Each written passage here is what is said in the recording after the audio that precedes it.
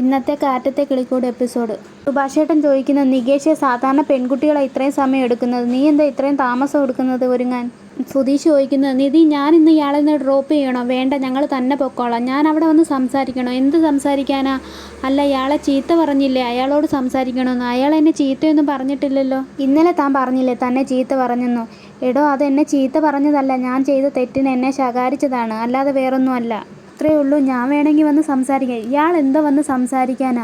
അല്ല, നിധിയെ വഴക്ക് പറയുന്നത് തെറ്റാണെന്ന് പറയാം. അത് ഞാൻ സ്കൂളിൽ പോകുന്ന കുട്ടിയാണോ ചീത്ത പറഞ്ഞു എന്ന് ചോദിക്കാൻ? ഇന്നലെ താൻ സങ്കടപ്പെട്ടില്ലേ? ഇന്നലെ ഞാൻ സങ്കടപ്പെട്ടില്ല. സാധാരണ മറ്റ് ഇയാളോടൊരു കാര്യം പറഞ്ഞു, ഇയാൾ അതിൽ പിടിച്ച് ഇത്രയും തൂങ്ങുമെന്ന് ഞാൻ ഒരിക്കലും കരുതിയില്ല. ഏട്ടത്തി, ഞാൻ റെഡിയായേ. നിധി, ബസ്സിൽ സ്ഥലമില്ലെങ്കിൽ എന്നെ വിളിക്കണേ. ആരെങ്കിലും ശല്യപ്പെടുത്തുന്നുണ്ടെങ്കിൽ എന്നെ വിളിക്കണേ. എന്നെ ആരും ശല്യപ്പെടുത്തുന്നില്ല. ഇയാളാണെങ്കിൽ ഇപ്പം എന്നെ ശല്യപ്പെടുത്തിക്കൊണ്ടിരിക്കുന്നത്. ഇയാൾ എൻ്റെ അച്ഛനെക്കാട്ടിലുമാണല്ലോ എന്നെ ടോർച്ചർ ചെയ്യുന്നത്. എൻ്റെ അച്ഛനാണ് എന്നെ എവിടെയും പോകാതെ വളർത്തിയത്. അഥവാ എവിടെയെങ്കിലും പോയി കഴിഞ്ഞാൽ ഇങ്ങനെ സ്വൈര്യം തരാതെ ഇങ്ങനെ വിളിച്ചുകൊണ്ടിരിക്കും. അതേപോലെയാണ് ഇപ്പോൾ ഇയാളും. ഒരു വിധത്തിൽ ഞാൻ അവിടെ ആടിയപ്പോൾ അതിനേക്കാട്ടിലും വലിയ തലവേദനയാവുകയാണ്. എന്നെ നോക്കാൻ എനിക്കറിയാം. ഹരീഷ്, സുഭാഷ് ചേട്ടാ, ഞങ്ങൾ പോവുകയാണ്. ഹരീഷ് കടകടാന്ന് ചിരിക്കുന്നു. നീ എന്തിനാടാ ചിരിക്കുന്നതെന്ന് പറഞ്ഞിട്ട് തലയ്ക്കൊരു കൊട്ട് കൊടുക്കുന്നു. നിങ്ങളെന്തിനാ എൻ്റെ തലയ്ക്ക് അടിച്ചത്? ഞാൻ എന്തെങ്കിലും പറയുമ്പോൾ നീ എന്തിനാ ചിരിക്കാൻ നിൽക്കുന്നത്? സുഭാഷ് ചേട്ടൻ പറയുന്നത്, നിങ്ങളവിടെ നിർത്ത്, രാവിലെ തുടങ്ങാതെ. നിങ്ങളെന്തെങ്കിലും ഇനി വഴക്കൂടി ഞാൻ എങ്ങോട്ടേലും ഇറങ്ങിപ്പോകുമെന്ന് സുഭാഷ് ചേട്ടനെ പറയുന്നു. സുധീഷ് എന്ന് സുഭാഷ് ചേട്ടൻ്റെ ഈ കാശ് ഏൽപ്പിക്കുന്നു. ഇതെന്തിനാടാ? ഇത് ബാത്റൂം പണിയാനുള്ള കാശാ. അത് നിൻ്റെ കയ്യിൽ വെച്ചോ. വേണ്ട, ഏട്ടൻ വെച്ചോ. ഇത് കുറേ ഉണ്ടല്ലോ. ഇത് 10,000 രൂപയേ ഉള്ളൂ. സുധീഷ് ചേട്ടൻ്റെ കയ്യിൽ നിന്ന് വല്ലപ്പോഴേ കാശ് കിട്ടത്തുള്ളൂ. അത് സുഭാഷ് ചേട്ടാ വേണ്ടാന്ന് വെക്കരുത്. സുഭാഷ് ചേട്ടാ, നിധിയോട് കാശ് തന്നത് ഞാനാന്ന് പറയണ്ടെന്നല്ലയോ? പറയണം. ഞാനാ കാശ് തന്നേന്ന്, കക്കൂസ് പണിതത് ഞാനാന്നും പറയണം. ഷാജഹാൻ മുംതാസിന് താജ്മഹൽ ഉണ്ടാക്കി കൊടുത്തു. ഇവിടെ സുധീഷ് ചേട്ടൻ ഏട്ടത്തിക്ക് കക്കൂസ് ഉണ്ടാക്കി കൊടുത്തു. സുഭാഷ് ചേട്ടാ, എന്താടാ, നിനക്ക് എന്തെങ്കിലും പറയാനുണ്ടോ? പറ.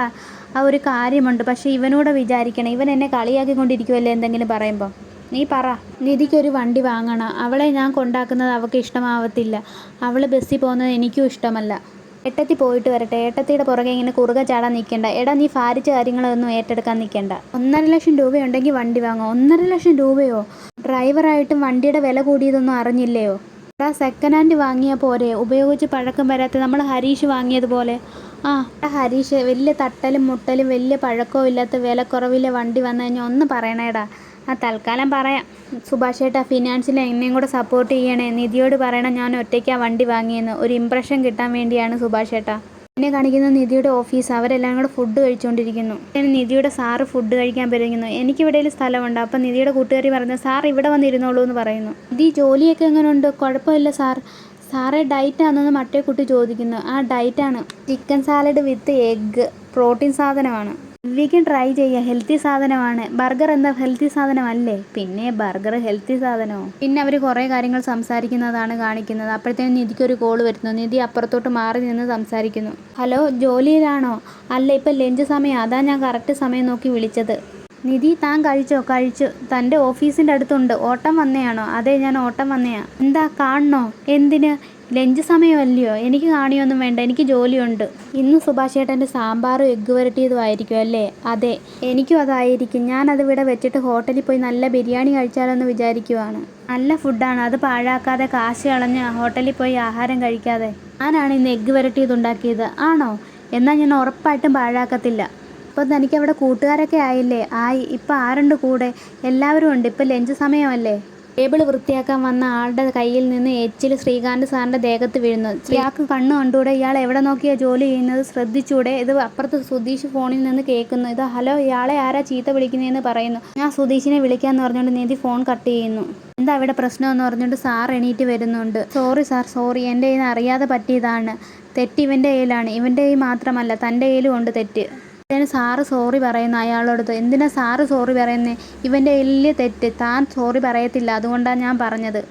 ഇനി മുതൽ എല്ലാ ടേബിളും ഒഴിയുമ്പോൾ മാത്രം താൻ തുടയ്ക്കാൻ വന്നാൽ മതി കേട്ടോ. അപ്പോഴത്തേനും സുധീഷ് ആണെങ്കിൽ നിധിയെ ഫോണിൽ വിളിച്ചുകൊണ്ടേയിരിക്കുന്നു. നിധിയാണെങ്കിൽ ഫോൺ എടുക്കുന്നതുമില്ല. അപ്പോൾ സുധീഷ് ആണെങ്കിൽ ഓഫീസിലേക്ക് കയറി വരുന്നു. എക്സ്ക്യൂസ് മീ മാഡം, ഇവിടെ ഒരു നിധി രാജീവ് ശങ്കർ എന്ന് പറയുന്ന ഒരാൾ ജോലി ചെയ്യുന്നുണ്ടോ? അപ്പുറത്തെ ഓഫീസിൽ കാണും, അവിടെ പോയി അന്വേഷിക്കൂ. സുധീഷ് ഓഫീസിലേക്ക് അകത്തോട്ട് കയറുന്നു. നിങ്ങളെന്താ ഇവിടെ? നിധിക്ക് കുഴപ്പമൊന്നുമില്ലേ? എനിക്കെന്ത് കുഴപ്പം? ഞാനെന്തിനാ ഇവിടെ കയറി വന്നത്? ഇയാളെ ആരാ ചീത്ത വിളിച്ചത്? എന്നെ ആരും ചീത്ത വിളിച്ചില്ല. താൻ ഇറങ്ങിപ്പോ. ഞാൻ കേട്ടതാണല്ലോ വിളിക്കുന്നത്. നിങ്ങൾക്കെന്താ വിവരമില്ലയോ? ഈ സ്ഥാപനത്തിൽ ജോലി ചെയ്യുന്നതെന്ന് പറഞ്ഞുകൊണ്ട് ഇയാൾ ദയവ് ചെയ്തൊന്ന് പോയി തരാമോ എനിക്ക്? ഇതാരാണ് ഇങ്ങനെ മാനേഴ്സ് ഇല്ലാതെ സംസാരിക്കാൻ?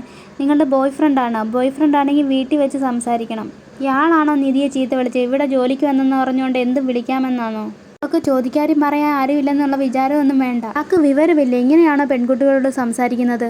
സുധീഷ് ഒന്ന് പോവാൻ നോക്കൂ ഓഫീസിൽ നിന്ന്. ഇങ്ങനെ ഓഫീസിൽ നിന്ന് സാർ ഇറങ്ങി വരുന്നു ശബ്ദം കേട്ടോണ്ട്. ആരാണ്? എനിക്കറിയത്തില്ല, എപ്പോഴേ തുടങ്ങിയതാണ്. നിധി ഇതാരാണ്? സോറി സാർ, ഞാനിപ്പം വരാം.